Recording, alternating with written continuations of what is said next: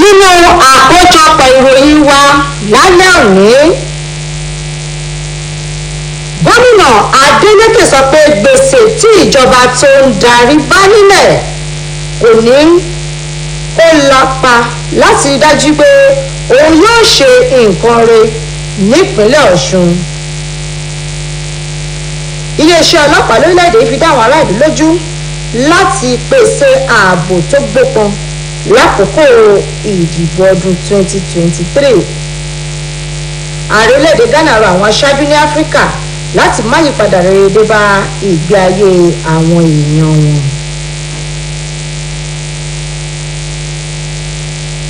Ẹ kálẹ́, a kú iṣẹ́ òní. Àkójọpọ̀ ìròyìn Olúwarántí Ọ̀jẹ̀wùmí lóníròyìn. Gómìnà ìpínlẹ̀ Ọ̀ṣun Sẹ́nẹ́tọ̀ Adémọ́lá Adélékè ti fi dáhùn èèyàn ìpínlẹ̀ Ọ̀ṣun lójú pé láìwọ ẹgbẹ̀lẹ́gbẹ̀ owó tí ìjọba tó kó gbá wọlé yá tó di gbèsè sí ìpínlẹ̀ yìí lọ́rùn, síbẹ̀ ìjọba tóun ń darí kò ní yí bẹ́ẹ̀ o nínú àgbékalẹ̀ ìjọba rere tó ṣèlérí fáwọn èèyàn ìpínlẹ̀ yìí. Gómìnà Adélékè sọ̀rọ̀ ìdánilójú yìí nígbà tó ń bá ìgbìmọ̀ àwọn lọ́balọ́ba ní ìpínlẹ̀ yìí sọ̀rọ̀ lábẹ́ ìdarí alága wọn ọ̀ní ti Ilé-Ifẹ̀ Ọba Adéyẹyè Ògúnwùsì Ọ̀jájá kejì níbi ìpàdé wọn tó wáyé ní gbọ̀ngàn iléeṣẹ́ tó wà fétò ìṣúná.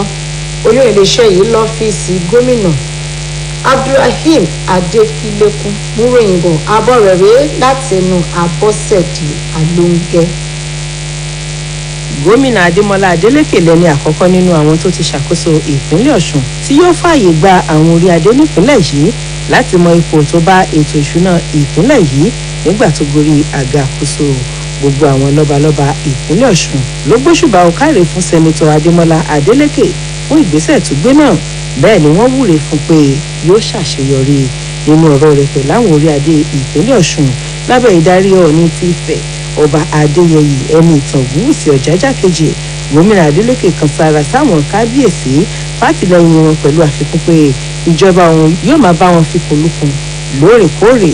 Sẹ́nitọ̀ Adélékè tọ́ka sí pé èrèdí ìpàdé tó ń pè yìí ni láti fọ̀rọ̀ iye gbèsè tí ṣàkóso òfin jogún látọ̀dọ̀ ìjọba àná tó àwọn ìgbìmọ̀ lọ́balọ́ba ìpínlẹ̀ Ọ̀ṣun létí pẹ̀lú àlàyé pé olùṣirò owó àgbà nípínlẹ̀ yìí ló ṣàkójọ iye gbèsè ọ̀hún tó sì gbé wá fóun àti pé ẹ̀dà àkọọ́lẹ̀ náà ló ń pín fún gbogbo àwọn orí adé àtàwọn èèyàn míì tó wà níbi ìpàdé ọ̀hún.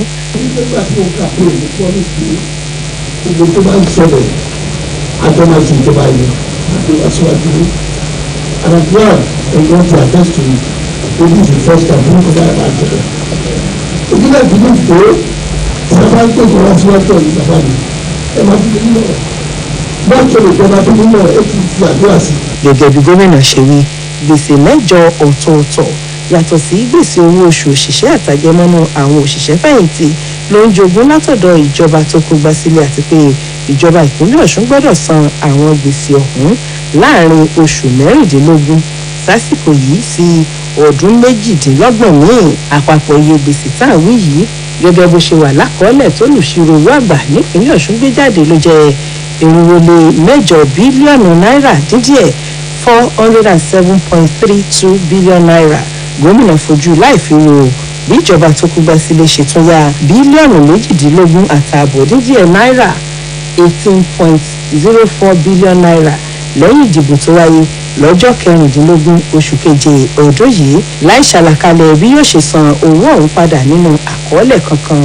Nínú ọ̀rọ̀ tọ̀ọ̀tọ̀ wọn, ọ̀rọ̀gùn ti ìlà, ọ̀rọ̀gùn ti òkè ìlà, onírùn ti òkè òrùn, alẹ́ ti ilé, olúwo ti ìwó, olúwo ti ìwó òkè, olókùkù ti òkùkù àti olówù ti kúta. Gbogbo wọn kọrin rèkì gómìnà fún bó ṣe gbéjọba rẹ̀ lórí àkóyawọ́ àti fún bó ṣe ka àwọn orí adé kún láti fi ipò tó bẹ́tò ìṣúná ìpínlẹ̀ yìí tó wọn létí. Wọ́n gbàdúrà pé gómìnà Adélékè yóò ṣàṣeyọrí lórí àga àkóso. Bẹ́ẹ̀ ni wọ́n tún gbà á níyànjú láti má ṣe jẹ́ kí ti àwọn tọ́rọ̀ ìdàgbàsókè ìpínlẹ̀ Ọ̀ṣun kan gbọ̀ngbọ̀n di sáwọn ọ̀rọ̀ tó ṣe kókó nípa ìṣàkóso rẹ̀. Nígbà tó náà sọ̀rọ̀, alága ìgbìmọ̀ lọ́balọ́ba nípínlẹ̀ Ọ̀ṣun ti tún ṣe Ọọ̀ni ti Ifẹ̀ Ọba Adéyẹyè ẹni ìtàn Ògúnwùsì Ọ̀jájá kejì ìdá gómìnà Adémọ́lá Adélékè lójú pé àwọn kábíyèsí jákèjádò ìpínlẹ̀ Ọ̀ṣun yóò ti ìjọba rẹ̀ lẹ́yìn kí dàgbàsókè tó nítumọ̀ lè bá ìpínlẹ̀ Ọ̀ṣun. onírú gbogbo àgbáláyé rè olùpínlẹ̀ Ọ̀ṣun wà onírú gbogbo àrè àtàláwọ̀ gbogbo àtàláwọ̀ dúdú ìdí láti ṣẹlẹ̀ gómìnà ẹ máa láṣeyọrí o ẹ máa láṣeyọrí o ẹ máa láṣeyọrí o ní orúkọ gbogbo àwọn bàbá yẹn máa ní àṣeyọrí ẹ fọkàn balẹ̀ ẹ jọ nítorí tọ́lọ́ ẹ fẹ́ bẹ́ẹ̀ ẹ jọ fọkàn balẹ̀. owó náà wà lọ́sùn èyí àti ti sọ̀rọ̀ pẹ̀lú gbogbo àwọn nǹkan àlùmọ́nì ilẹ̀ àti bẹ́ẹ̀ bẹ́ẹ̀ lọ. owó wà lọ́sùn àwọn gbé wa ẹ pèsè sí gbogbo ẹ̀ ọlọ́run fún wa ṣe. lára àwọn èèyàn tó bá gómìnà Kọ́wọ̀ọ́rìn lọ síbi ìpàdé tá à ń wí yìí ni igbákejì rẹ̀ ọmọọba Kọ́lá Adéwùsì, akọ̀wé ìjọba Alhaji Teslim Ìgbàláyé, olórí àwọn òṣìṣẹ́ lọ́fíìsì gómìnà Alhaji Kazeem Akínlẹ́yẹ àtàwọn èèyàn míì. Àbọ̀sẹ̀dé Àlọ́gẹ̀ fún iṣẹ́ Osbc.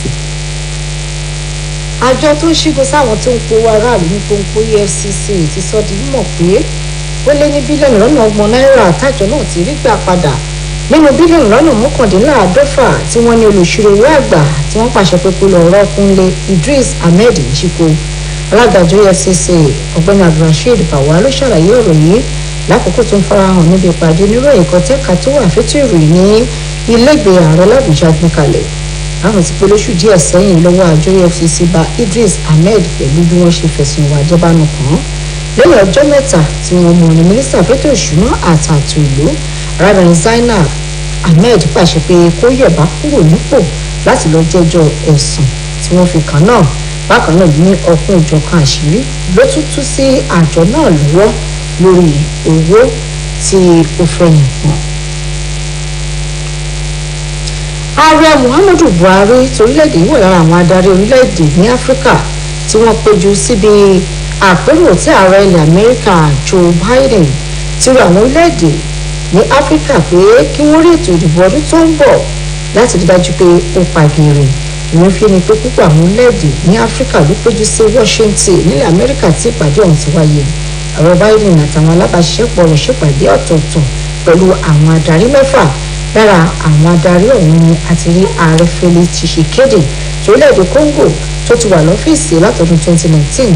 bákan náà ni ààrẹ Ali Bongo torílẹ̀-èdè Gabon tó wà ní ipò látọdún 2009 tó fi mọ́ adarí láti orílẹ̀-èdè Liberia, Madagascar àti Sierra Leone. láì wo bí wọ́n ṣe bà ọ̀pọ̀ dúkìá tó jẹ́ ti àjọ elétò ìdìbò orílẹ̀-èdè yìí jẹ́ yíká ilẹ̀ Nàìjíríà àtàwọn ìpèníjà míì tó ń kojú ètò ààbò orílẹ̀-èdè yìí, ọ̀gá àgbà àwọn ọlọ́pàá lórílẹ̀-èdè yìí ti ṣe ìpàdé pàtàkì pẹ̀lú àwọn lọ́gàálọ́gàá ní orílẹ̀-èdè yìí tí ó sì fi dá ààrẹ Muhammadu Buhari lójú pé iléeṣẹ́ ọlọ́pàá yóò rí dájú pé ìdìbò ọdún 2023 pagere lórílẹ̀-èdè Nàìjíríà. ọ̀gbẹ́ni Usman Baba sọ̀rọ̀ ìdánilójú náà níbi ìpàdé tó dá lórí ètò ààbò tó bá àwọn ọ̀gá níléeṣẹ́ ọlọ́pàá ṣe èyí tí wọ́n ṣe ní olú iléeṣẹ́ wọn tó wà l'Àbújá. ó rọ àwọn olórí níléeṣẹ́ ọlọ́pàá láti tẹ̀ra mọ́ bókun yóò ṣe dé bá ìpèníjà tó ń kojú ètò ààbò orílẹ̀-èdè Nàìjíríà níbi ìdìbò ṣe súnmọ́. ọ̀gá àjọ elétò ìdìbò nípínlẹ̀ Ọ̀ṣun ọ̀mọ̀wé Mutiu Agbókè túra àwọn àgùnbánirọ̀ tó ń sìnrú ìlú nípínlẹ̀ yìí láti má ṣe yẹsẹ̀ tàbí tasẹ̀ àgẹ̀rẹ̀ sí àgbékalẹ̀ ètò ìdìbò ní ìpínlẹ̀ Ọ̀ṣun nítorí àwọn gan wà lára àwọn tí yóò mú kétò ìdìbò ọdún 2023 kó kẹsẹ̀ járe. níbi ìdánilẹ́yọ̀ kan tí wọ́n ṣe ètò rẹ̀ fún àwọn àgùnbánirọ̀ ní ibùdó ìfìrìmọ̀lé wọn tó wà lẹ́dẹ̀ nípínlẹ̀ Ọ̀ṣun ló ti sọ̀rọ̀ yìí. Olúwatóbilọ́ba Odùnígà múròyìn bọ̀ ìjàgbọ̀n tó níbọ̀ láti ẹ̀yìn Mojíbọ́lá Káyọ̀dé Òkè. nígbà tó ń sọ̀rọ̀ níbi ètò ìlanilọ́yẹ̀ àti ìdánilẹ́kọ̀ọ́ fáwọn àgùnbánirọ̀ ọ̀gá ìjọ elétò ìdìbò nípínlẹ̀ yìí ọ̀mọ̀mú tí wàá gbókè gba àwọn aṣèrúlù náà níyànjú láti má ṣe ṣègbè fáwọn olóṣèlú lásìkò ìdìbò. ọ̀mọ̀wé Agbókè rọ àwọn àgùnbánirọ̀ ọ̀hún láti tẹ̀lé àgbékalẹ̀ àjọ INEC nípa jíjẹ́ aṣojú erin fún àjọ àgùnbánirọ̀. ọ̀gá àjọ INEC náà wá kìlọ̀ fáwọn aṣèrúlù ọ̀hún láti má ṣe kópa nínú ṣíṣe èwe ìbò lásìkò ìdìbò gbogbogbò ọdún tó ń bọ̀. ó ní ẹnikẹ́ni tọ́wọ́ bá tẹ̀ kó lọ́wọ́ nínú ṣíṣe ìwé ìbò yóò fojú winá òfin. a kọ́ wọn nípa kí ló máa ṣẹlẹ̀ kó tó jọjọ́ ìdìbò ìbò kọ̀la alẹ́ ìdìbò ìjọ ìdìbò gangan àti bẹ́ẹ̀ bẹ́ẹ̀ lọ gbogbo eléyìí ni wọ́n láti mọ̀ ìdí tí wọ́n ṣe gbọ́dọ̀ gba bribe lọ́wọ́ ẹnikẹ́ni ìdí tó ṣe ń láti mọ bí wọ́n ṣe máa jẹ́ kẹ́ni tó máa dìbò ta ni ò yẹ kó dìbò ta ló yẹ kí ó jẹ́ pé kó dìbò pẹ̀lú bivas àti bẹ́ẹ̀ bẹ́ẹ̀ lọ àwọn nǹkan yìí à ń láti máa sọ àdẹ̀ṣẹ̀ bẹ̀rẹ̀ ní bá a ṣe kọ́ wọn tó ń sìn wọ́n máa lọ sí local government offices tó bá deploy wọn tán wọ́n máa tún wọn kọ́ tí a bá dé rack ní ìbókọ̀lá wọ́n tún máa tún wọn kọ́. ọ̀mọ̀wé agbókè tó ní àwọn olóṣèlú yóò fẹ́ yá wọn lò láti ṣèrú ìbò kìlọ̀ pé kí wọ́n má ṣe jẹ́ kí olóṣèlú kankan yá wọn lò fún ìwà ìmọ̀tara ẹni nìkan ó ní àjọ òun yóò lo ẹ̀rọ tó ń ṣàfihàn ojúlówó àwọn olùdìbò tá a mọ̀ sí bivas lásìkò ìdìbò ọdún tó ń bọ̀ nígbà tó mẹ́nuba pé ẹ̀rọ bivas jẹ́ kó ṣòro fáwọn tó máa ń ṣèrú ìbò láti tẹ́ ìfẹ́ nu wọn lọ́rùn ọ̀mọ̀wé agbókè fi kún ọ̀rọ̀ rẹ̀ pé àjọ INEC yóò kọ gbogbo àwọn aṣèrúlù tó bá fẹ́ lò fétò ìdìbò nípa bí wọn yóò ṣe lo ẹ̀rọ bivas àtàwọn ìrìnsẹ̀ míì Mojíbọ́lá Káyọ̀dé Ọ̀kẹ́ fún iléeṣẹ́ OSBC. ààrẹ Muhammadu Buhari ti pàṣẹ pé kí wọ́n ṣe abala kejì afárá orí odò Niger lónìí tó sì ti di ṣíṣe.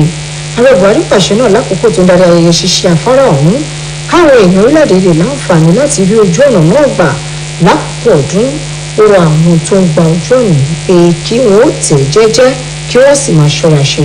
ààrẹ Buhari tí mínísítà fọ́rọ̀ iṣẹ́ òde ọ̀gbẹ́ni Babátúndé Fáṣọlá ṣojú fún ṣàlàyé pé èrèdí àkànṣe iṣẹ́ náà ni láti dáàbò bo ẹ̀mí àwọn aráàlú kí wọ́n sì pín wọn súnkẹrẹ fàkẹrẹ lábala àkọ́kọ́ àkànṣe iṣẹ́ náà ó ní kò bójúmu kí àwọn tó ń gba ojú ọ̀nà náà máa lọ sáré àsápajúdé tó lè yọrí sí ìjàmbá.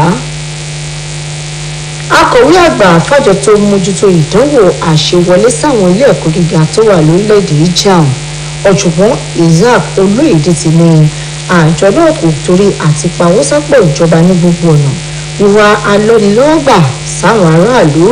ọ̀jọ̀gbọ́n Olóyèdè ní yàtọ̀ sí ohun táwọn kan sọ kiri pé kò yẹ kí àjọ JAMB máa pawó sí àpò ìjọba ó ní owó tí àjọ ọ̀hún gbà lọ́wọ́ àwọn tó ń ṣe ìdánwò kò jára lọ tí a bá ṣe àfiwé rẹ̀ pẹ̀lú àwọn bó ṣe rí ní àwọn orílẹ̀-èdè ilẹ̀ òkèèrè. ó fi kún ààrẹ pé owó tó lé ní 50 bílíọ̀nù náírà làjọ JAMB ti sùn sápò ìjọba àpapọ̀ láàrin ọdún mẹ́ta. ọ̀jọ̀gbọ́n Olóyèdè sọ̀rọ̀ yìí nínú àpilẹ̀kọ tó kà níbi ìdánilẹ́kọ̀ọ́ pàtàkì kan tó wáyé lábẹ́òkúta ti ṣe olúlu ìpínlẹ̀ Ògùn. níbi ìdánilẹ́kọ̀ọ́ náà ló ti tọ́ka sí àwọn ìpèníjà tí àjọ rẹ̀ ń kojú èyí tó ti mẹ́nuba ṣíṣe màgòmágó ìdánwò ìdákúrekú inú ọba àti bí àgbékalẹ̀ ìlànà ilé ẹ̀kọ́ gíga kò ṣe dọ́gba àti àwọn ìpèníjà míì. ó mẹ́nubà pé àjọ ọ̀hún pa 50 bílíọ̀nù sápò ìjọba lẹ́yìn tó jí gbogbo ibi tí àpò àjọ náà ti ń yọ́jò tó sì ń ṣètò ìnáwó rẹ̀ ní ìwọ̀ntúnwọ̀nsì. àjọ tó wà fọ̀rọ̀ àkóyawọ́ lẹ́ka ohun àlùmọ́ọ́nì ti sọ di mọ̀ pé àgbá epo rọ̀bì bíi okòólélẹ́gbẹ̀ta tó wọ rẹ̀ lé ní bílíọ̀nù $56 làwọn èèyàn kan jí wà láàrin ọdún 12 sẹ́yìn lórílẹ̀‐èdè Nàìjíríà. àjọ náà kéde bẹ́ẹ̀ nínú àtẹ̀jáde kan tí adarí ètò ìbánisọ̀rọ̀ rẹ̀ Obiageli Oníhòòhò fi síta. àjọ NNPC àtàwọn tọ́rọ̀ ìwà epo rọ̀bì kan ti ní àwọn gbajúmọ̀ láwùjọ làwọn tó ń jí epo náà wà.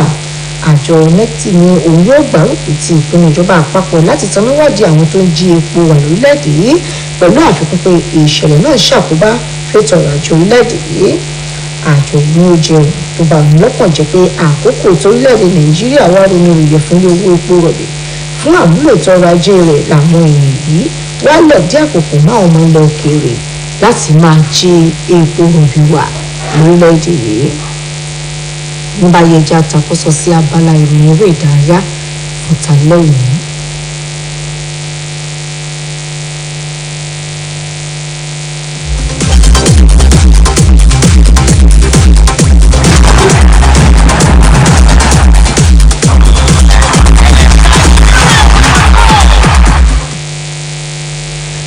aṣojú orílẹ̀-èdè Iraq lórí Nàìjíríà ọ̀gbẹ́ni Anwar Saheed ti kí alága àjọ NFF lórílẹ̀‐èdè yìí kú oríire bí wọ́n ṣe yàn án sí ipò náà tó sì fi dá lójú pé àjọ tó mójútó bọ́ọ̀lù aláfẹsẹ̀gbá lórílẹ̀‐èdè Iraq yóò nífẹ̀ẹ́ láti ṣiṣẹ́ pọ̀ pẹ̀lú àjọ NFF.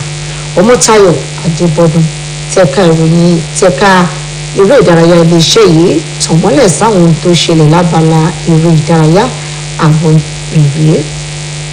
agbábọ́ọ̀lù orílẹ̀-èdè yìí tí ọjọ́ orí wọn kò ju 20 ọdún lọ Flying Eagles yóò mọ ikọ̀ tí wọn yóò dìjọ wà ní ìpín kan náà lọ́jọ́ ẹtì tó ń bọ̀ nínú ìdíje àwọn agbábọ́ọ̀lù láfíríkà tí ọjọ́ orí wọn kò ju 20 ọdún lọ tí yóò wáyé lọ́dún 2023 gẹ́gẹ́ bí àjọ tó ń mójútó bọ́ọ̀lù aláfẹsẹ̀gbá ní áfíríkà CAF ṣe sọ lọ́jọ́ kẹtàlélógún oṣù yìí ní kòtò pínpín àwọn orílẹ̀-èdè náà sí ìsọ̀rí yóò wáyé ní Cairo tí í ṣe olú ilẹ̀ Egypt orílẹ̀-èdè Egypt yóò gbàlejò ìdíje ọ̀hún láàrin ọjọ́ 18 oṣù kejì sí ọjọ́ 12 oṣù kẹta ọdún tó ń bọ̀ yàtọ̀ sí ikọ̀ Flying Eagles orílẹ̀-èdè mẹ́wàá míì ni yóò díje nínú ìdíje ọ̀hún níbi tá a ti rí Senegal, Zambia, Mozambique, Uganda àti South Sudan táwọn náà pegedé fún ti ìdíje yìí bákan náà látòrí Tunisia, Central African Republic àti Congo àwọn tó bá takọ́sọ́ sí abala tó kọ́gùn sí àṣekágbá nínú ìdíje náà yóò lọ ṣojú Áfíríkà nínú ìdíje ti àgbáyé tí Indonesia yóò gbàlejò rẹ̀ àjọ tó mójútó bọ́ọ̀lù aláfẹsẹ̀gbá nílẹ̀-èdè yìí àti ti Iraq yóò jíròrò lóṣù tó ń bọ̀ lórí àti ìdíjọ ṣiṣẹ́ pọ̀ nídìí bọ́ọ̀lù aláfẹsẹ̀gbá nígbà tó ń sọ̀rọ̀ l'Àbújá lákòókò àbẹ̀wò tí aṣojú Iraq sí Nàìjíríà ọ̀gbẹ́ni Awan Saheed ṣe sálága àjọ NFF Alhaji Ibrahim Musa Gwezo ó ní ó jẹ orílẹ̀-èdè náà lógún láti ṣiṣẹ́ pọ̀ pẹ̀lú àjọ NFF kí ìdàgbàsókè kó lè bá eré bọ́ọ̀lù aláfẹsẹ̀gbá lẹ́sẹ̀ kúkú àjọ FIFA ti kọ̀ láti faramọ́ ṣíṣe àfikún àwọn ikọ̀ tí yóò máa kópa nínú ìdíje bọ́ọ̀lù aláfẹsẹ̀gbá lágbàáyé ti àwọn obìnrin sí 26 láì wo bí Sarina Wickman ṣe ń pè fún ìgbésẹ̀ yìí adarí eré bọ́ọ̀lù aláfẹsẹ̀gbá ní England àti ojúgbà rẹ̀ láti Germany Marina Voss-Tecklenburg jíròrò lórí ọ̀rọ̀ yìí pẹ̀lú àwọn ojúgbà wọn ìdíje bọ́ọ̀lù aláfẹsẹ̀gbá lágbàáyé ti àwọn ọkùnrin tó ń lọ lọ́wọ́ ní Qatar ni wọ́n ṣàfikún àwọn orílẹ̀-èdè tó ń kópa sí 16 tí wọ́n sì fẹ́ kórí bẹ́ẹ̀ lágbọ̀n ti àwọn obìnrin.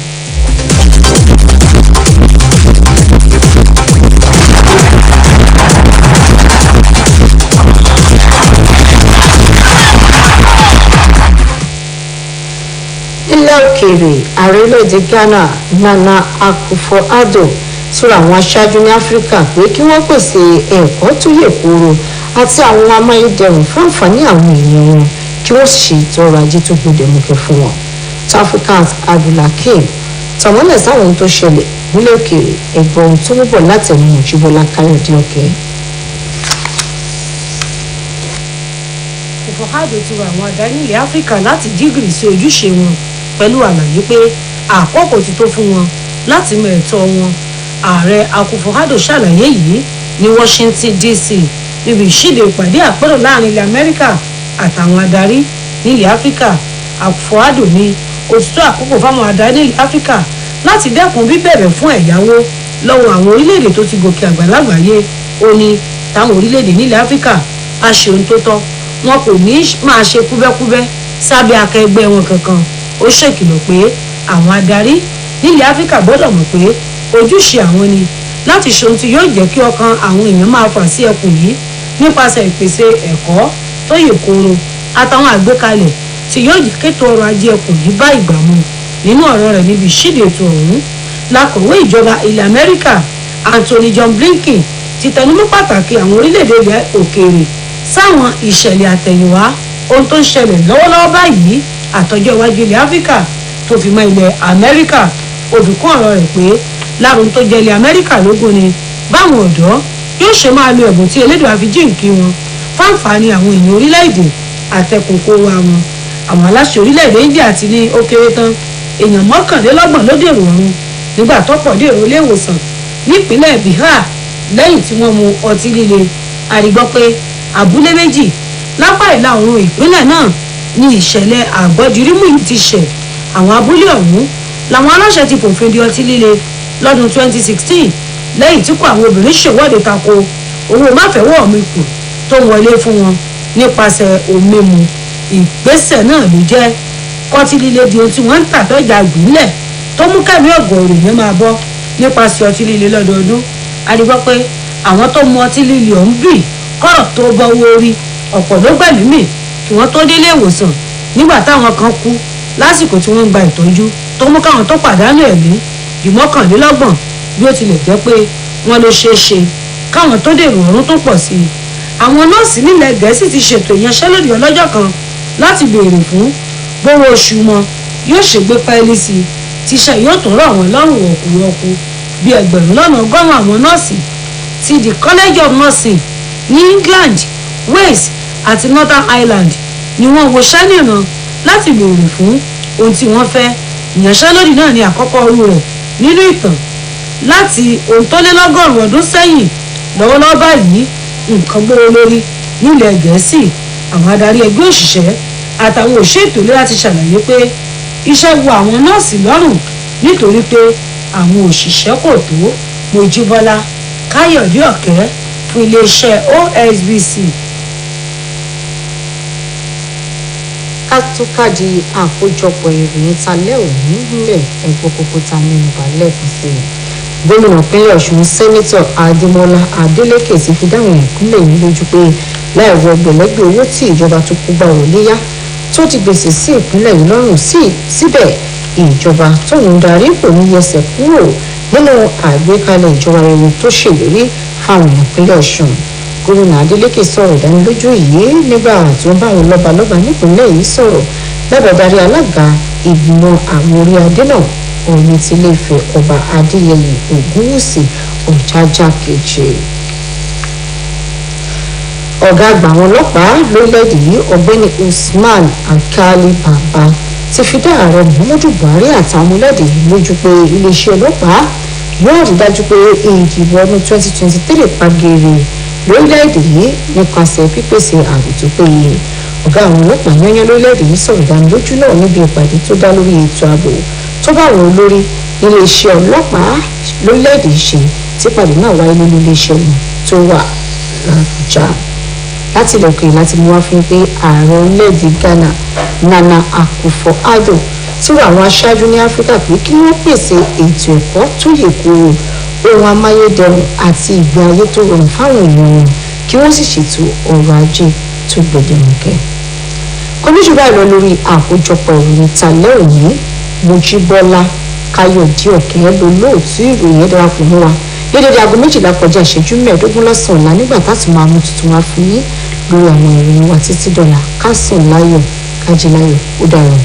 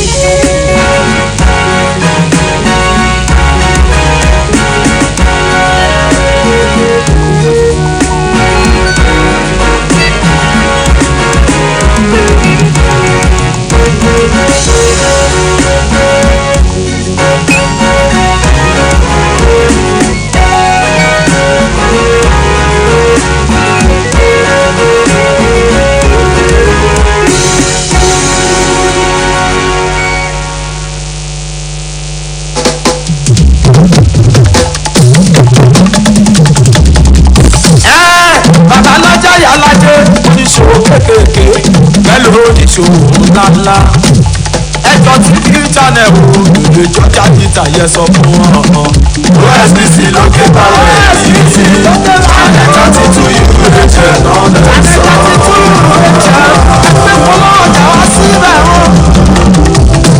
OSBC channel 32 kí ló ṣe níbẹ̀ gan òjijì tó lè ṣàdùnkẹ́ ṣe ọmọ wọn sọ̀rọ̀ ẹ̀sìn kò ní àjọyọ̀ tó kọ́ ní lọ́gbọ́n lọ́lọ́kan òjò kan àwọn ọ̀rẹ́ àsìkò tó tún bàgbà mú kiri ṣe publicity fún business tí a jáwó ìwọ lọ rí wọn tún lè ṣàdó bàbá ọgbọ́n ṣòkòrò kí lókè balẹ̀ náà wà ó ṣòkòrò kí lókè balẹ̀ náà wà ó.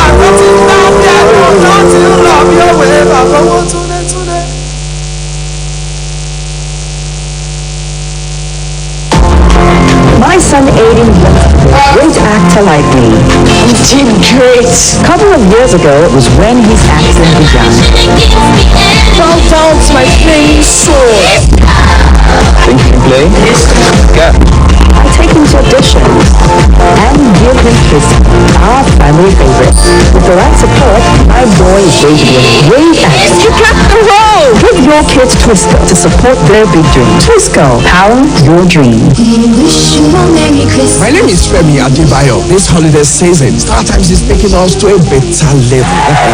You can step up your family entertainment with the StarTimes upgrade promo. You recharge 2 months on Nova Bouquet and get upgraded to Basic or Smart Bouquet. Recharge 2 months on Basic or Smart Bouquet, you get upgraded to Classic or Super Bouquet. And if you recharge 2 months on Classic or Super Bouquet, you get 10 days free on your subscription. This upgrade automatically qualifies you for a weekly draw to win 55 inches Smart TV, PA systems, home appliances, and more. These prizes are proudly sponsored by Longreach, Rayon, and Amaz. This promo is from the 15th November to 15th January 2023. Times and conditions apply. On StarTimes, every day is the best day ever. Merry Christmas and Happy New Year. StarTimes. Entertain your family.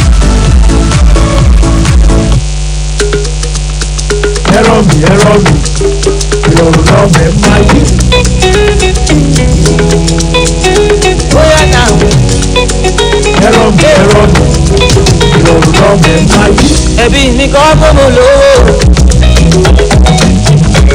lóbi mẹ́kọ́ àti abáyé ẹ̀jẹ̀ ẹbí mi kọ́ gbọ́mọ lọ́la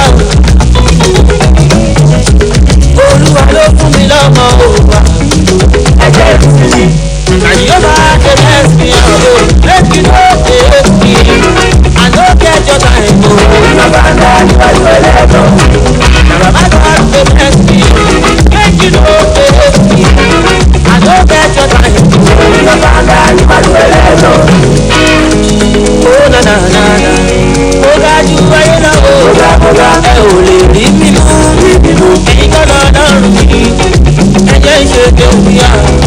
Higher than the world, don't forget me, oh. And you gonna let me, I can't get baby. Make I live my life. Instead, make you the pray. They carry my gifts around. Instead, make you the work, yo. They carry my matter around. And you are the best me, let you know the best me. I don't get your time, oh. You are the best me, let you know the best me. I don't get your time, oh. Na na na na, oh God, you are the oh. Only leave me alone, ain't gonna learn me. And you do me out. Higher than the world, don't forget me, oh. And you gonna let me, I can't get it, yeah. I gotta live my life, Somebody good.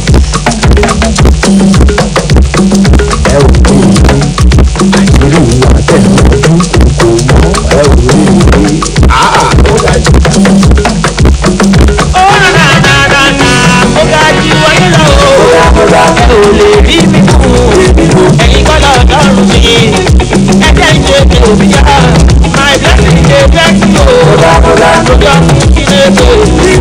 Ìkọ́kọ́ ló dá mi o, jẹ́jẹ́ bèbí o. Ẹ̀ka ní bàrà ìfowópamọ́ ẹ ò lè rí mi o. Mo ti bẹ ẹlẹ́dá mi o, ó máa tọ́ mi o. Mo bá tún kí lọ o, ẹ ò lè rí mi o. Ẹ̀yin kọ́ lọ lọ́rùn, ẹ jẹ́jẹ́ bèbí o. Ẹ̀ka ní bàrà ìfowópamọ́.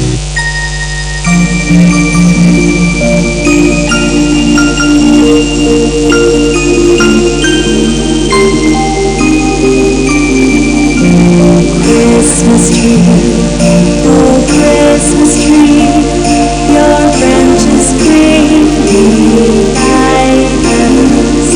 Oh Christmas tree, oh Christmas tree, your branches bring me guidance.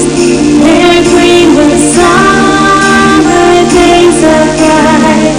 They're green when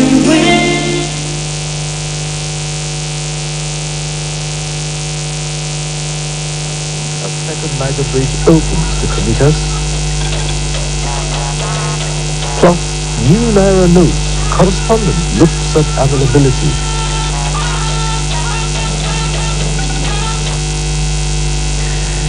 Good evening. Thanks for joining us on NTA Network News. I'm Cyril Stover in Abuja. Michael Olale will join us from Lagos. And you can follow this news live on our website, nta.ng/live, NTA News Now, and other social media platforms displayed on the screen. U.S. President Joe Biden has of President Muhammadu Buhari to supervise the conduct of free, fair, and credible elections in 2023. At a strategic meeting with leaders of 6 African countries facing elections next year, the U.S. leader particularly lauded President Buhari for demonstrating a high sense of commitment to constitutionality in Nigeria's democratic enterprise. State House correspondent Adamu Sambu has details. Apart from President Muhammadu Buhari, the high-level meeting with the U.S. President Joe Biden was also attended by his counterparts from the Democratic Republic of Congo, Gabon, Liberia, Madagascar, and Sierra Leone. Discussions held behind closed doors centered on the forthcoming elections in their respective countries and sustainable democracy in Africa. The meeting, President Biden said, is not about the U.S.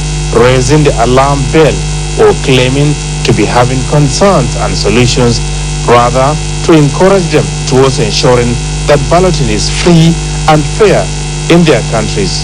He singled out Nigeria and Mr. President for praise. These countries have their representatives, their ambassadors in Nigeria, and who are seeing that, Mr. President has never sought to interfere or to manipulate elections and election results. And of course, this has been seen in the recent past with governorship elections, in which the ruling party candidates have not won. And, and Mr. President has welcomed those results and, as the people speaking. And I think the international community now recognizes that he really is a Democrat, not just in words, but in action. It's a recognition of the legacy of Mr. President, which is a non-interference in the electoral processes, and that votes will count and count decisively. President Biden told the African leaders that his administration is prepared to do everything it can towards support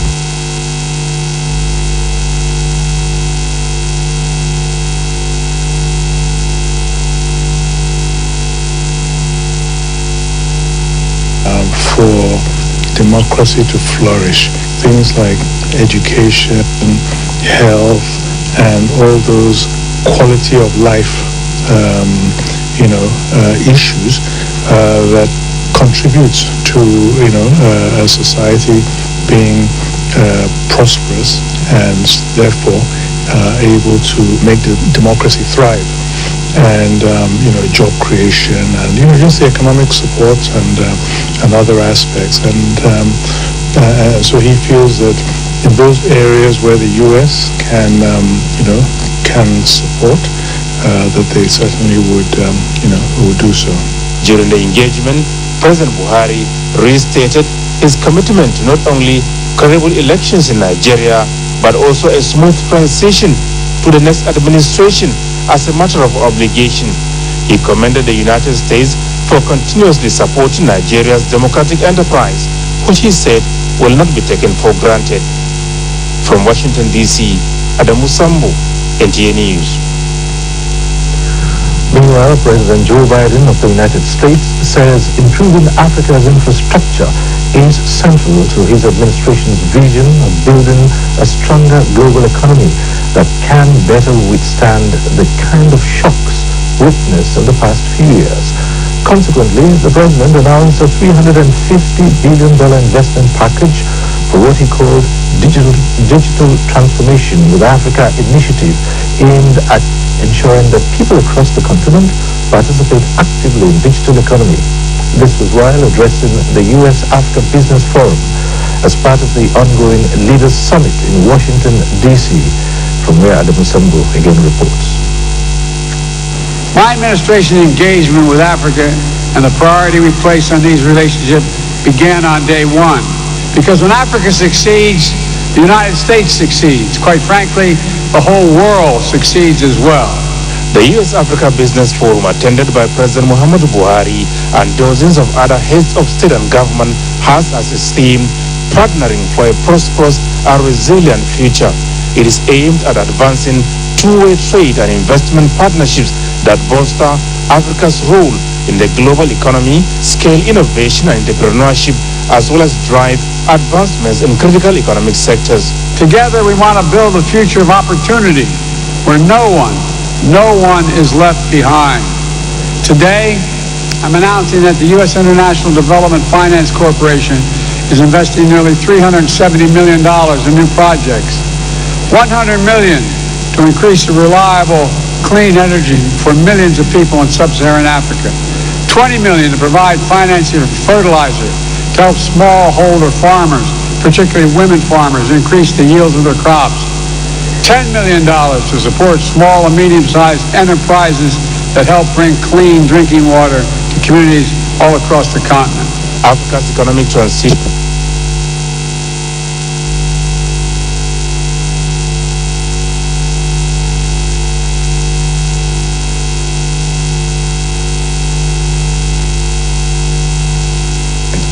The United States is signing a historic memorandum of understanding with the new African Continental Free Trade Area Secretariat. This MOU will unlock new opportunities for trade and investment between our countries and bring Africa and the United States even closer than ever. It's an enormous opportunity for Africa's future, and the United States wants to help make those opportunities real. 1.3 billion people and a continent-wide market totaling $3.4 trillion. During the forum, attended by business leaders from across the United States and Africa, several deals were signed as a concrete proof of an enduring commitment towards cementing new kind of partnerships between the United States and Africa that will spur shared success.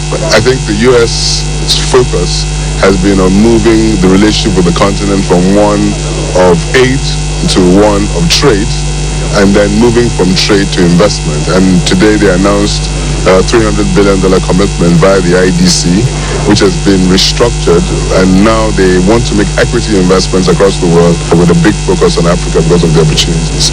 I think that we must commend our President Muhammadu Buhari, who has led a solid initiative to project the country on the international stage, and that's a big plus. And I think with initiatives of this nature, when the commitments the U.S. is making materialize into actual investments into the continent, Nigeria will get a large share of those investments.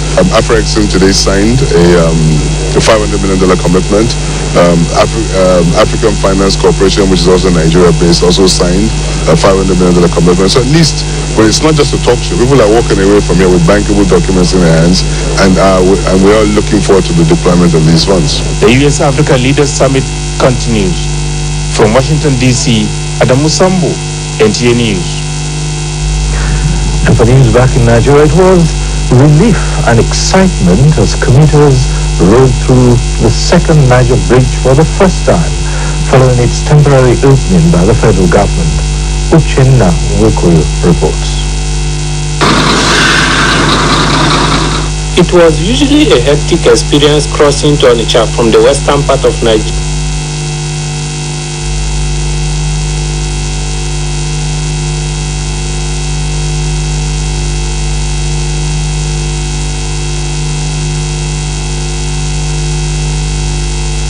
It's a huge relief that after several years of hearing about the second Niger Bridge, it is now a reality. We thank the government and every other person that is involved in making this come true. I mean, I'm from Asaba, and it took me like, I don't know, less than 5 minutes to get here to this point, which is on the usual bridge. We're talking upwards of 2 hours on a good day. We're very happy, we're very excited, and we're grateful to God. This is like a gift to the Southeast. It's a very good experience. At least the road is free, and they did a solid work here. In my adult life, I know that this project has been on the drawing board for many years, and previous government refused to do it. So we must give credit to the current government that actually started it.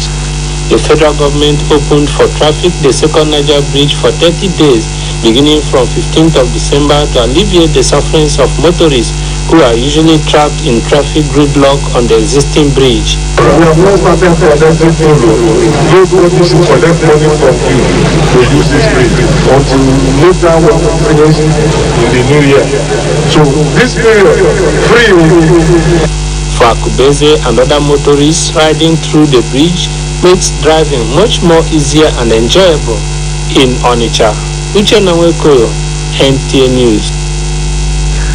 And what seems like a mirage has now turned to reality as motorists are seen climb the newly constructed second Niger Bridge following its temporary opening. Chinyere Okoli, who captured the mood of travelers, reports that such a move will ease the horrible encounter experienced by commuters during the festive season. Close to Christmas every year, many passengers and motorists are forced to sleep on the road onwards to Onitsha due to bottleneck on the old bridge, compounded by indiscipline on the part of motorists, especially commercial drivers. But today, the story has changed, courtesy of the federal government, as the second Niger Bridge has been opened, but with the exception of the heavy-duty trucks. While expressing their joy to newsmen, some travelers still recall their experiences with trepidation as they expressed appreciation to the government. Fine, it's a beautiful arrangement. I like it. When I reached Tipa Joshua, they told me to divert and take the new bridge. So it's okay. It's okay. I appreciate federal government, especially President Buhari. He's doing well.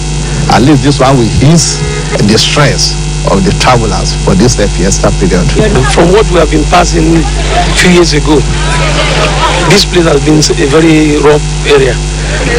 What I mean is that the hold up, the go slow here during the festive season, even before this festive season, like today, heavy hold up, and sometimes we have a lot of accidents here. So this second Niger Bridge, the opening of the second Niger Bridge is a welcome development.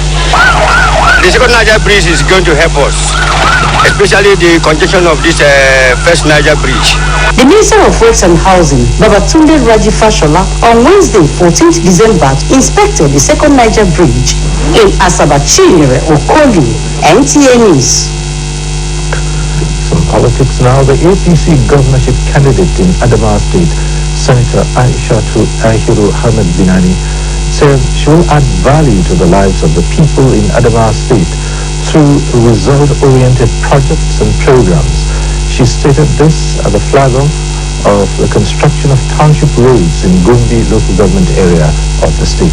Nafisatu Abdulhamid Dembos reports. Gombe Township roads has suffered neglect for years, exposing both the residents and commuters to untold hardship. Respite has now come to them with the award and flag off of the road construction by the APC governorship candidate in Adamawa State, Senator Aishatu Ahmed Binani. She said the project will, among other benefits, open up access for investment opportunity and improve the socio-economic well-being of the people. Aishatu Ahmed Binani said the project marks the beginning of the reconstruction of all major roads in Gombe because of its economic potentials and historical background. It is an APC promise that when come into power, inshallah, dividends of Gombe local government will receive dividends of democracy. The district head of Guyapu, Usman Ibrahim, thanked the senator for the giant project towards ameliorating the sufferings of the people in Gombe. When completed, the road is expected to bring development and improve economic activities in the area. Meanwhile, Senator Aishatu Ahmed Binani has commiserated with the victims.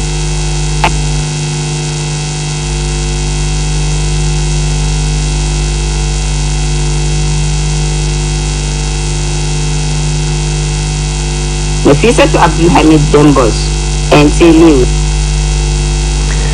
And watching NTA Network News. Still ahead. monitors the availability of new Naira notes. Stay with us.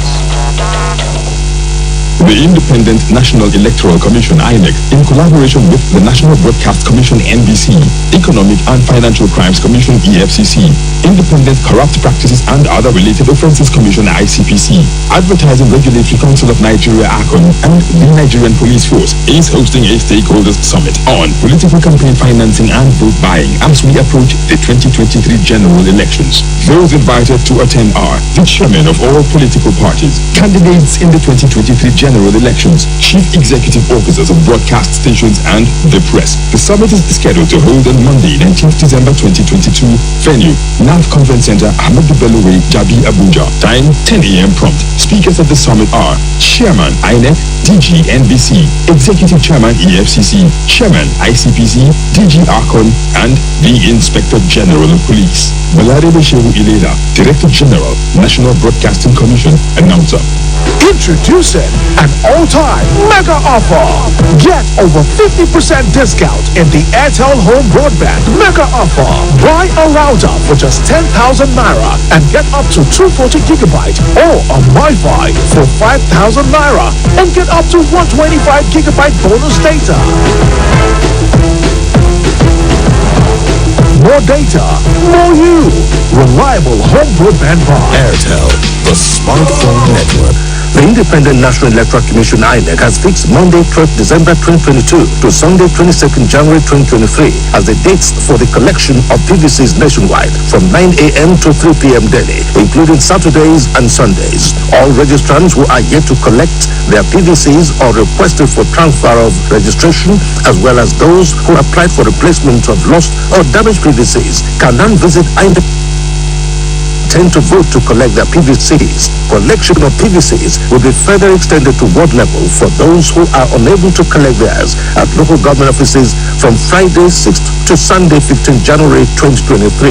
Thereafter, the exercise will be reverted to the local government offices of the INEC until Sunday 22nd January 2023. Remember, only those with PVC can vote on election day. Collect your PVC now to vote. It is your duty. This message is brought to you by the Independent National Electoral Commission (INEC) and supported by the United Nations Development Programme (UNDP).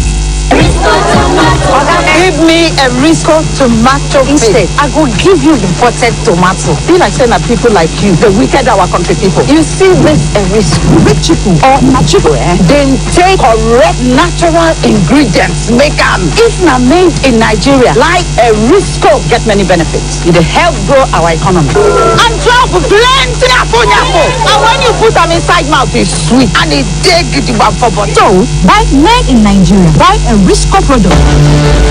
The National Center for Women Development, Nigeria's foremost establishment for gender research, training, and documentation, is 30 years old. To celebrate this milestone, the center invites major stakeholders and the public to the first in the series of the 30th anniversary celebrations holding as follows. Date, Saturday 17th December 2022.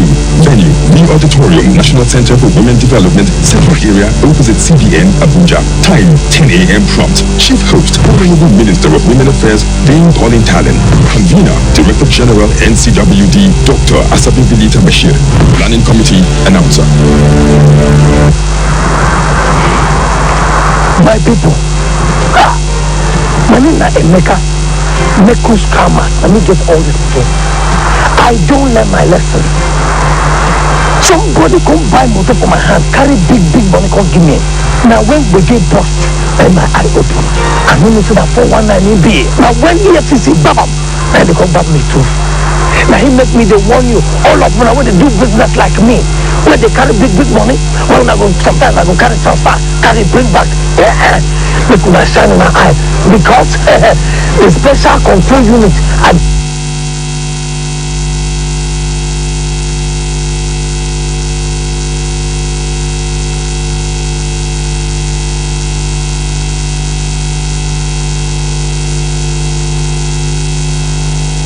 do I'm like that. 250,000 Naira for every day when this offense happens. or they go suspend your license, or they go shut am down patapata for your hand. They talk say I no want you. This message is from the Economic and Financial Crimes Commission, EFCC. Thanks for staying with us. This year alone, the Economic and Financial Crimes Commission, EFCC, has secured 3,615 convictions of persons apprehended in corruption and financial crimes, with many others still under investigation and trial, while over 134 billion naira has been recovered by the Commission.